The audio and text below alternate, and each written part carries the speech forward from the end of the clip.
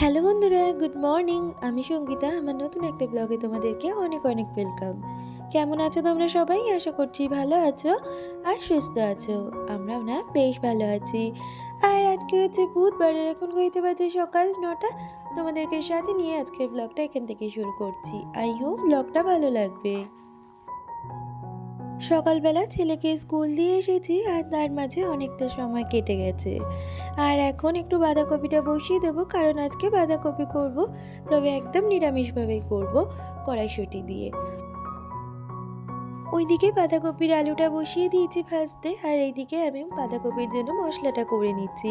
আদা, জিরে আর কাঁচা লঙ্কা, তার সাথে একটা টমেটো দিয়ে এটা পেস্ট করে নেব। আর কালকের মাছ রয়েছে, তাই ভাবলাম আজকে মাছ আর রান্না করব না, শুধু বাঁধাকপি করব। আর একটু মুসুর ডাল ভেজাবো, মুসুর ডালের বড়া করব, সেটা খাওয়ার আগে দিয়েই ভাজবো। আর এই তো আমি বাঁধাকপিটা বসিয়ে দিলাম, তবে আমি অন্যান্য দিন বাঁধাকপিটা সিদ্ধ করেই বসাই। আজকে আর বাঁধাকপিটা সিদ্ধ করলাম না, কারণ সিদ্ধ করে রান্না করার একটা অন্যরকম টেস্ট, আর এইভাবে রান্না করার কিন্তু বাঁধাকপির একটা অন্যরকম টেস্ট লাগে। আর আজকে ব্রেকফাস্টে ইচ্ছে আছে একটু পরোটা বানাবো, সেই কারণে বাঁধাকপিটা বসিয়ে দিয়ে এদিকে আগে ময়দাটা চেলে নিচ্ছি, আর তারপরে এখন ময়দাটা মাখিয়ে পরোটা ভেজে নেব। তবে আমার এই বাঁধাকপি দিয়ে ভাতের থেকে রুটি বা পরোটাটাই বেশি ভালো লাগে, তাই ভাবলাম আজকে ব্রেকফাস্টে এইভাবেই করা যাক। কয়েকদিন ধরে এতটাই ঠান্ডা পড়েছে, তার মধ্যে কিন্তু এক ফোঁটাও রোদ উঠছে না। তাতে করে কিন্তু সমস্ত কাজেই অসুবিধে হচ্ছে। আর এই ওয়েদারে আমার তো বিশেষ করে কোনো কাজই করতে ইচ্ছা করে না, যতটুকু প্রয়োজন ততটুকুই করি। সে কারণে আমার শ্বশুরমশাইয়ের ঘরটার অবস্থা ভীষণভাবে খারাপ। তবে ইচ্ছে আছে আজকে রান্নাবান্নাগুলো সেরে একটু ঘরটা পরিষ্কার করে নেব। কাজ করতে, ঘরবাড়ি গুছাতে আমারও কিন্তু খুব ভালো লাগে। আর আমি কিন্তু এই নয় যে কাজ করতে পছন্দ করি না, তবে সত্যি বলতে এইরকম একটা ওয়েদারে কাজ করতে একদমই মন লাগছে না। তার মধ্যে পিরিয়ডসের সমস্যা, তো সব মিলিয়ে কাজটা কয়েকদিন ধরে আমি ঠিকঠাকভাবে করছি না। সেই কারণেই আমি কিন্তু ঘরবাড়িও কয়েকদিন গোছাতে পারছি না। সেই কাজটা ইচ্ছে আছে আজকেই করে নেব। আসলে আমি মনে করি সংসারটা যখন আমারই, তখন আমার নিজের শরীরটাকে ভালো রেখে যখন কাজগুলো মনে হবে করা তখনই করা ভালো। নিজের শরীরের ওপর প্রেশার দিয়ে কোনো কাজই কিন্তু করা একদমই উচিত নয়, কারণ শরীর খারাপ হলে আমাকে কিন্তু এই বাড়িতে দেখার মতন কেউই নেই। হাজবেন্ড যতটুকু দেখে, কিন্তু ও যখন অফিসে বেরিয়ে যায় সম্পূর্ণ আমাকে একা থাকতে হয়। আর আমার ওই তো পুচকে একটা ছেলে, ওই বা কতটা বোঝে বলো। আর এই তো কথা বলতে বলতে আমার কিন্তু ভাত রান্নাটাও হয়ে গেছে। আর ওই যে বললাম একটু মুসুর ডাল ভিজিয়েছিলাম, সেটাকেই মিক্সারে বেটে নিয়েছি। তার সাথে একটু পেঁয়াজ, নুন, হলুদ আর একটু লঙ্কার গুঁড়ো দেবো। এখানে চাইলে লঙ্কা কুচিও দেওয়া যেতে পারে, কিন্তু যেহেতু তোজো খাবে, ওর মুখে যদি একটু লঙ্কা বাদে তাহলে আরও খাবে না। সেই কারণে একটু লঙ্কার গুঁড়ো দিয়ে যাতে একটু ঝাল হয় সেই রকমই করলাম। আর এখন বড়াগুলোকে ভেজে নিচ্ছি, কারণ মাঝে কিন্তু অনেকটা সময় কাটিয়ে নিয়েছি। এখন ওই ঘড়িতে 1টা থেকে 1:30 নাগাদ বাজে। সেই কারণে এখন হাজব্যান্ডকে আর ছেলেকে খেতে দিয়ে দেবো। আমার হাজব্যান্ড যেহেতু সেকেন্ড হাফে বেরোচ্ছে কয়েকদিন, তাই ও খেয়ে দিয়ে বেরিয়ে যাবে, আর সেই সুযোগে ছেলেকেও খাইয়ে দেবো। তবে আমার এখনও ঘর গোছানোর কাজটা বাকি আছে, সেইটা করে আমি পরে খাবো। আর এই তো রান্নাঘরের সমস্ত কাজ গুছিয়ে এখন রান্নাঘরটাকেও পরিষ্কার করে নিচ্ছি। এখনো পর্যন্ত যারা আমার ভিডিওটার সাথে রয়েছে, যদি আমার ভিডিওটার কিছু ভালো লেগে থাকে প্লিজ একটা লাইক কমেন্ট করে দিয়ে যেও। আর আমার চ্যানেলে নতুন বন্ধু হয়ে থাকলে চ্যানেলটাকে সাবস্ক্রাইব করে আমার পাশে থাকতে পারো। রান্নাঘরে সমস্ত কাজ গোছানোর পরে দেখলাম সকালে যে মটরশুঁটিগুলো আনা হয়েছে সেগুলো তো ছাড়ানো হয়েছে, তবে এগুলোকে ভালো করে ফ্রিজ আপ করতে হবে।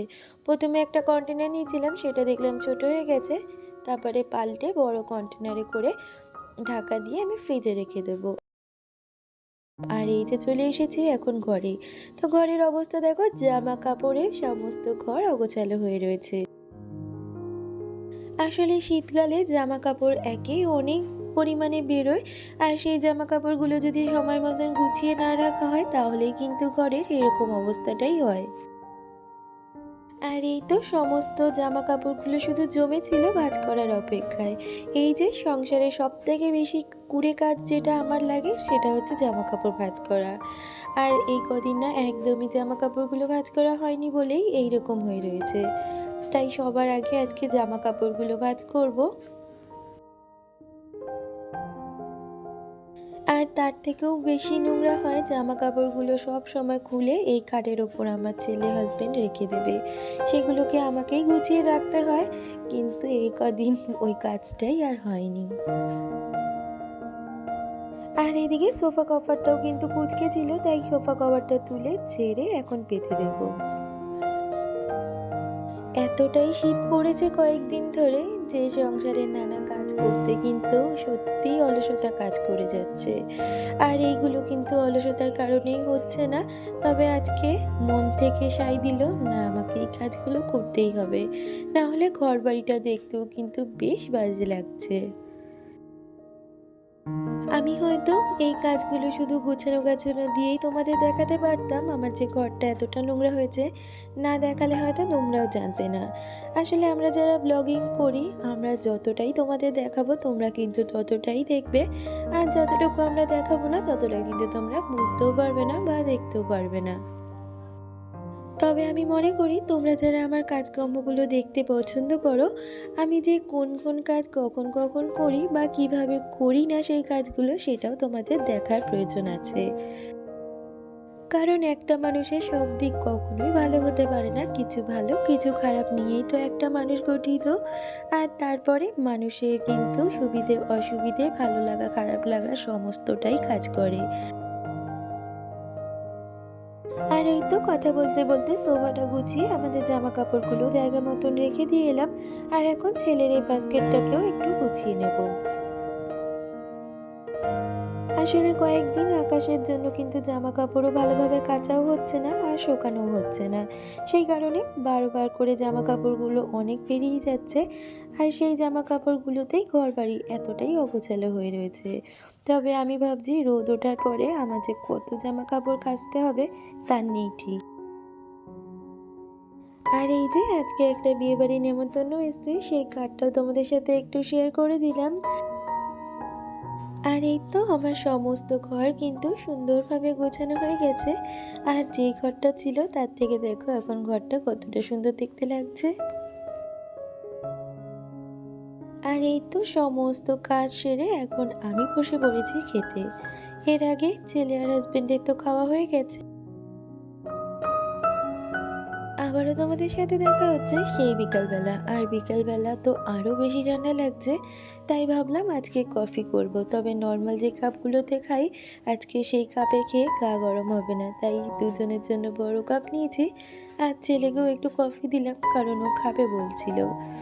আর ছেলেকে ওই ছোট্ট কাপে দিয়েছি। আর এই এক কাপ কফি খেয়ে কিন্তু শরীরটা মনটা বেশ ভালো হয়ে গেল। এই ঠান্ডার জন্য ছেলেকে কয়েকদিন ধরে পড়তেও পাঠানো হচ্ছে না, সেই কারণে ও আজকেও বাড়িতে। আর হাজব্যান্ড সন্ধেবেলা এনেছিল একটু মোমো তার সাথে স্যুপ। তো আজকে আর আমি মোমো খাবো না, ছেলেকেই মোমোটা দিলাম, ছেলে খাবে। আর রাত্রের দিকে একটু স্যুপ বানাবো আমি ঘরে। সেই স্যুপের রেসিপিটা অন্য একটা ভিডিওতে শেয়ার করব তোমাদের সাথে। আজকের ভিডিওটা এই পর্যন্ত, দেখা হচ্ছে পরবর্তী ভিডিওতে।